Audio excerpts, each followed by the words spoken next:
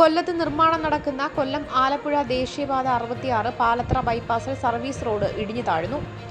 ഓടയുടെ പണി നടക്കുന്ന സർവീസ് റോഡാണ് ഇടിഞ്ഞു താഴ്ന്നത്. പിന്നാലെ റോഡ് ഭാഗികമായി അടച്ചു. ചെറിയ വാഹനങ്ങൾ മാത്രമാണ് ഇപ്പോൾ കടത്തിവിടുന്നത്. ഇന്ന് ഉച്ചയ്ക്ക് 3 മണിയോടെയാണ് സംഭവം നടന്നത്. ഒരു കണ്ടെയ്നർ ലോറി കടന്നുപോയതിന് പിന്നാലെയാണ് റോഡ് ഇടിഞ്ഞു താഴ്ന്നത്. റോഡ് നിർമ്മാണ നടപടികളിൽ ശിവാലയ കൺസ്ട്രക്ഷനാണ് ചുമതലയുള്ളത്. റോഡിന്റെയും ഓടയുടെയും അറ്റകുറ്റപ്പണികൾ പൂർത്തിയാക്കാൻ 4 ദിവസം വേണ്ടിവരുമെന്നാണ് കൺസ്ട്രക്ഷൻ കമ്പനി അറിയിച്ചിരിക്കുന്നത്. അതേസമയം അപകടാവസ്ഥ ചൂണ്ടിക്കാണിച്ചിട്ടും അധികൃതർ വീഴ്ച വരുത്തിയെന്നാണ് നാട്ടുകാർ ആരോപിക്കുന്നത്.